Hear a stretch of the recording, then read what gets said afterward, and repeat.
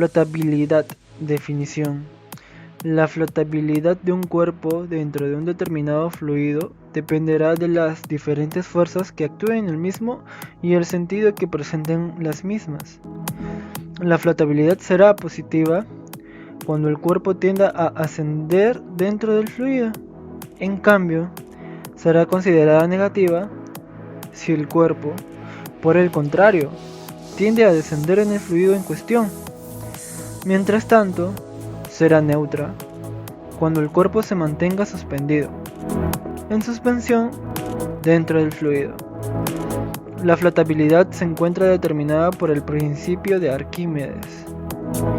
Tal principio sostiene que un cuerpo total o parcialmente sumergido en el fluido en reposo recibirá un empuje de abajo hacia arriba, que será igual al peso del volumen del fluido que desaloja. Mecánica de fluidos.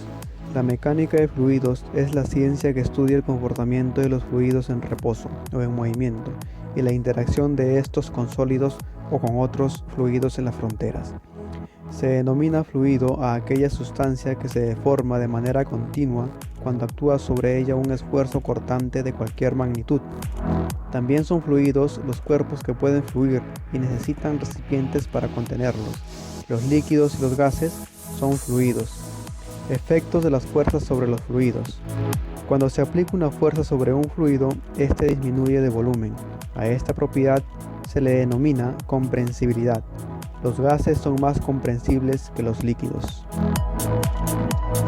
La densidad es una magnitud escalar referida a la cantidad de masa en un determinado volumen de una sustancia o un objeto sólido. Su unidad en el sistema internacional es el kilogramo por metro cúbico.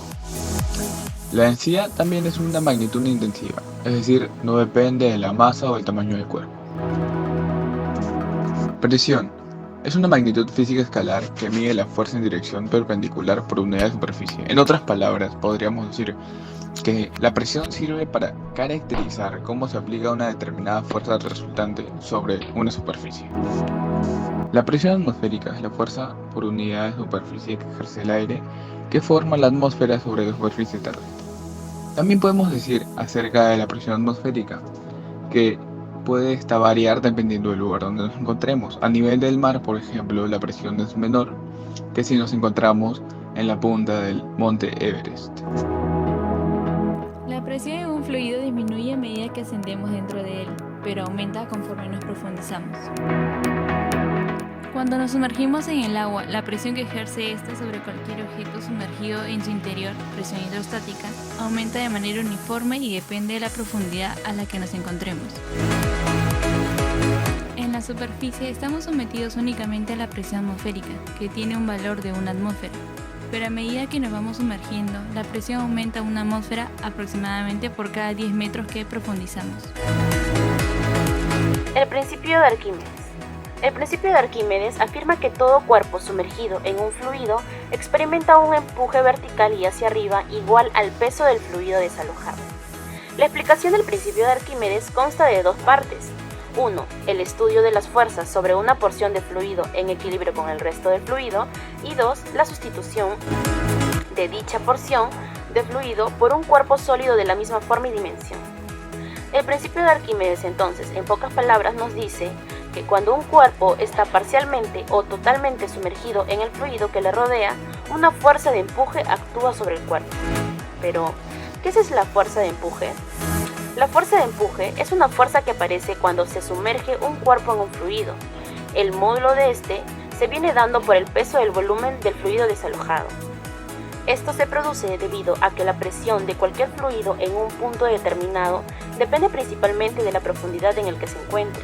En otras palabras, a la cantidad de fluido que tenga encima.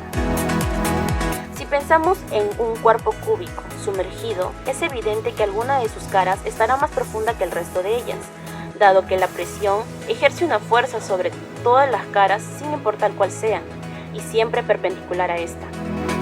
La fuerza que se ejerce sobre la cara más profunda es mayor que la fuerza sobre la cara menos profunda, lo que nos da como resultante una fuerza ascendente que es la fuerza de empuje.